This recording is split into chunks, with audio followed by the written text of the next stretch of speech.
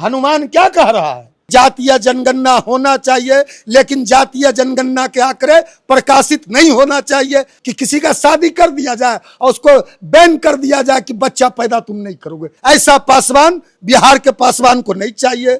कि मैं आधा अल्पसंख्यक हूं, मेरी मां सिख है, सरदारनी है, मैं आधा अल्पसंख्यक हूं।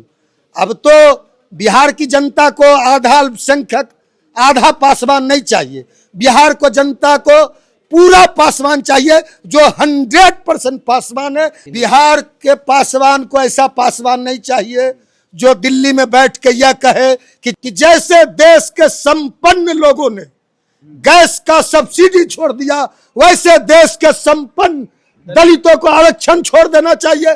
तो तुम भी संपन्न हो गए हो, तुम भी 5 लाख करोड़ का सूट पहनते हो, 50 लाख का घड़ी पहनते हो, लाखों लाख रुपया का जूता और चप्पल पहनते हो, बम्बई में करोड़ों अरबों के पार्लर में बाल सेट कराते हो, तो तुम भी रिजर्व सीट छोड़ो, जनरल सीट से चुनाव लड़ो। बिहार में इसकी पैदाइश ही नहीं है।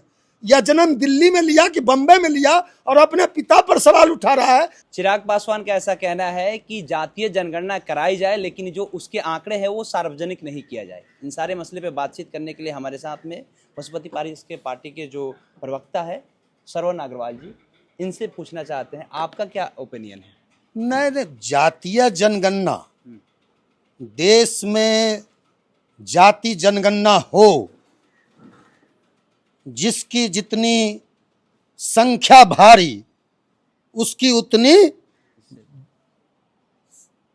सब जगह, सत्ता में, शासन में, शिक्षा में, स्वास्थ्य में, समाज के हर क्षेत्र में जिसकी जितनी संख्या भारी उसको उतनी भागीदारी।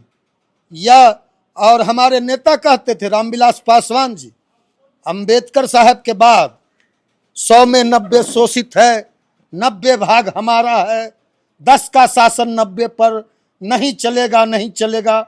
1969 में डॉक्टर लोहिया ने, राम मनोहर लोहिया जैसे सरीखे बड़े समाजवादी नेताओं ने जब रामविलास पासवान जी को उम्मीदवार बनाया विधानसभा में, तो उस समय नारा लगाया था सारे लोहियावादियों ने, समाजवादियों ने, 100 में 90 शोषित है ना, संसो पाने बांधी गांठ, पिछड़ा पावे 100 में 7। तो यह तो मांग हमारा बहुत पुराना है। यह जो चिराग पासवान है, इसने क्या कहा? इसने कल एक निजी चैनल पे बयान दिया, मेरे पास है, मैं आपको दिखा दूंगा। इसने कहा जो नरेंद्र मोदी जी का, देश के आदरणीय प्रधानमंत्री नरेंद्र मोदी जी का हनुमान है, हनुमान क्या कह रहा है कि केंद्र सरकार, हमारी सरकार, हमारे प्रधानमंत्री, मेरे प्रधानमंत्री, देश के प्रधानमंत्री नहीं, दलितों के प्रधानमंत्री नहीं, पिछड़ों के प्रधानमंत्री नहीं, वंचितों के प्रधानमंत्री नहीं, हर बार वो क्या कहता है कि मेरे प्रधानमंत्री ने जातीय जनगणना कराने का निर्णय लिया है। जातीय जनगणना होना चाहिए, लेकिन जातीय जनगणना का आंकड़ा सार्वजनिक केंद्र सरकार को, नरेंद्र मोदी जी को नहीं करना चाहिए। इसका हम कड़ा विरोध करते हैं। जब हमको पता ही नहीं चलेगा, जब देश को पता ही नहीं चलेगा, देश के दलितों को, पिछड़ों को, शोषितों को और देश की आम जनता को पता ही नहीं चलेगा कि किस जात की कितनी भागीदारी है, किस जात की कितनी आबादी है, देश में कौन मैला उठा रहा है, देश में कौन मजदूरी कर रहा है, देश में कौन ठेला चला रहा है, देश में कौन रिक्शा चला रहा है, देश में कौन खेत में, खलियान में, कौन देश में बड़े बड़े शहरों में सड़क किनारे, रहरी पटरी पर गरीबी का जीवन बिता रहा है, कौन कुली का काम कर रहा है, कौन मजदूर का काम कर रहा है, कौन लोग शोषित है, कौन लोग पिछड़े हैं, कौन लोग वंचित हैं।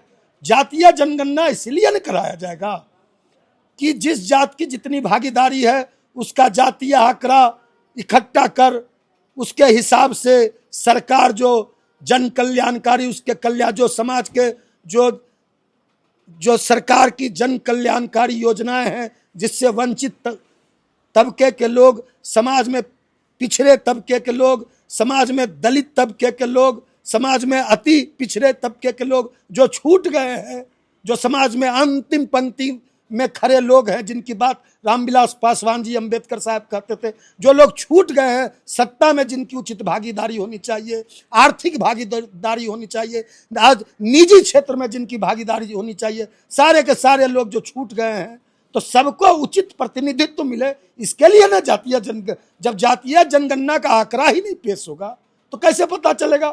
तो यह जो वह केंद्र में मंत्री है, एक केंद्र का मंत्री इस तरह का बयान दे रहा है, तो अब तो हम लोग को शंका है कि यह जो केंद्र की मोदी सरकार है, यह जो कमंडलवादी सरकार है, जिन लोगों ने, जब विश्वनाथ प्रताप सिंह ने देश में, रामविलास पासवान जी ने मंडल कमीशन लागू किया था, तो यह कमंडलवादी लोग, भाजपा के लोग उस समय किस तरह उन्माद। चिराग पासवान ने तो यह भी कहा कि मैं अल्पसंख्यक हूं।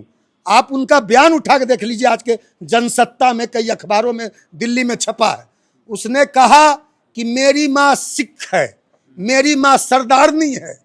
यह तो रामविलास पासवान जी का अपमान हुआ।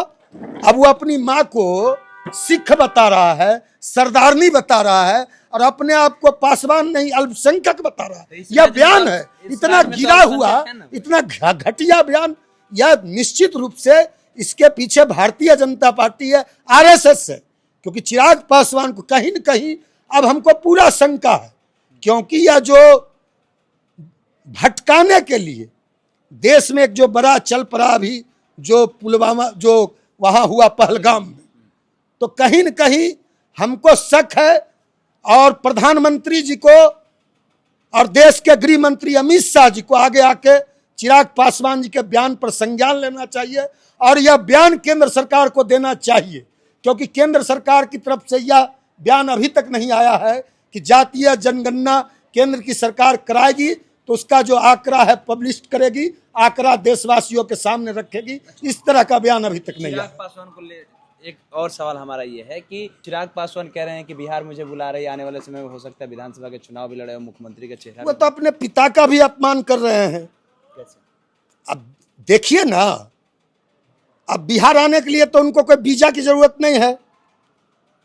विदेश मंत्रालय में जाकर दिल्ली में उनको तो कोई वीजा नहीं अप्लाई करना पड़ेगा, पासपोर्ट तो नहीं लेना पड़ेगा बिहार आने के लिए। अब वह क्या कह रहे हैं, उनका क्या बयान है कि मेरे पिता रामविलास पासवान जी बिहार की राजनीति नहीं करते थे, हमेशा केंद्र की राजनीति करते थे। अब यह व्यक्ति बिहार में जन्म ही नहीं लिया, जो अपने पिता पर उंगली उठा रहा है, बिहार में इसकी पैदाइश ही नहीं है।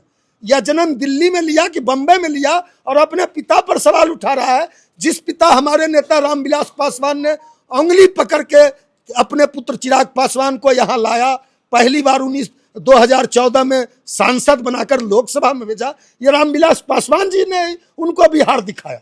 बिहार तो वो जानते भी नहीं थे चिराग पासवान की बिहार कहाँ है 2014 के पहले। वो मुख्यमंत्री बनने की बातें कर रहे हैं, इसके लिए वीजा की जरूरत ना, वो आ रहे हैं, विधानसभा लड़ेंगे और आने वाले समय में तेजस्वी यादव को मात देंगे। तो किस बात का इंतजार कर रहे हैं? यदि उनको कह रहे हैं कि हमको मेरा प्रदेश बुला रहा है, तो प्रदेश बुला रहा है तो रिजाइन करो, मंत्रिमंडल से इस्तीफा दो, सांसदी से इस्तीफा दो, सांसदी से इस्तीफा दो, बिहार आओ, अपना पैतृक गांव, अपने पिता के पैतृक गांव शहर बन्नी। तुम कहते थे ना कि मेरे पिता का परंपरागत सीट है हाजीपुर, हाजीपुर को मैं छोड़ नहीं सकता। तो तुम्हारे पिता का जन्मभूमि है, तुम्हारा पिता ने जहां से पहली बार संसदीय जीवन की शुरुआत की अलौली से, तुम आओ अलौली से विधानसभा का चुनाव लड़ो, जहां से 1969 में रामविलास पासवान जी ने चुनाव लड़ा था। किसने रोका है? कौन रोक रहा है? लड़ भी जाएंगे इस बार, एकदम लड़ना चाहिए।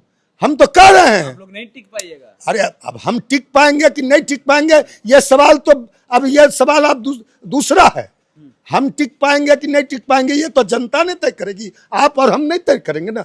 आप नहीं तय कीजिएगा, ये तो आप तय कीजिएगा कि जनता तय करती है। जनता ने तय करेगी, पब्लिक ने तय करेगी कि कौन असली है, कौन नकली है, कौन देसी है, कौन विदेशी है, कौन फिरंगी है, कौन भारतीय है। यह तो बिहार की जनता ने तय करेगी। कौन दलित है, कौन दलित विरोधी है, कौन रामविलास पासवान के विचारधारा का वाहक है और कौन रामविलास पासवान के विचारधारा का गला घोट रहा है, कौन दलितों के अरमान पर पानी फेरने का काम कर रहा है। किसने कहा था? किसने कहा था? बयान है उसका कि जैसे देश के संपन्न लोगों ने गैस का सब्सिडी छोड़ दिया, वैसे देश के संपन्न दलितों को आरक्षण छोड़ देना चाहिए। तो तुम भी संपन्न हो गए हो, तुम भी 5 लाख करोड़ का सूट पहनते हो, 50 लाख का घड़ी पहनते हो, लाखों लाख रुपया का जूता और चप्पल पहनते हो, बम्बई में करोड़ अरबों के पार्लर में बाल सेट कराते हो, तो तुम भी रिजर्व सीट छोड़ो, जनरल सीट से चुनाव लड़ो।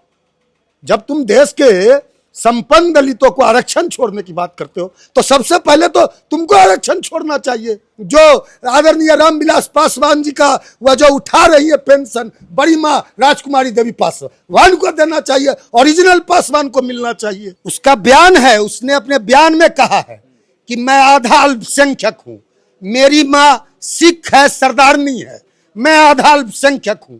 अब तो बिहार की जनता को आधा अल्पसंख्यक आधा पासवान नहीं चाहिए, बिहार को जनता को पूरा पासवान चाहिए, जो 100% पासवान है, जिसके शरीर में 100% पासवानों का और बाबा वीर शिरोमणि चौहरमल का, रामविलास पासवान का, अंबेडकर साहब का खून दौड़ रहा है। ऐसा पासवान है। ऐसा पासवान बिहार में ऐसा पासवान है, प्रिंस राज पासवान है, यशराज पासवान है, रामविलास पासवान के छोटे भाई पशुपति कुमार पारस है। क्या बात करते, उनके सामने टिक पाएंगे ये लोग? वो लगातार सांसद बन रहे हैं, ये लोग एक बार भी इधर से देख रहे हैं कि नहीं बन पाए। प्रिंस पासवान सदन से आउट हो गए, यशपाल की अभी बात ही नहीं। बिहार के पासवान को ऐसा पासवान नहीं चाहिए जो दिल्ली में बैठ के यह कहे कि जातीय जनगणना होना चाहिए, लेकिन जातीय जनगणना के आंकड़े प्रकाशित नहीं होना चाहिए। ऐसा पासवान बिहार के पासवान को नहीं चाहिए। अब यह कह रहा है, अब तो इस तरह की बात हो गई कि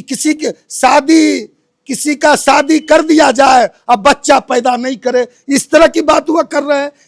इसमें यही बात नहीं हुई कि किसी का शादी कर दिया जाए और उसको बैन कर दिया जाए कि बच्चा पैदा तुम नहीं करोगे, इसी तरह की बात हुई।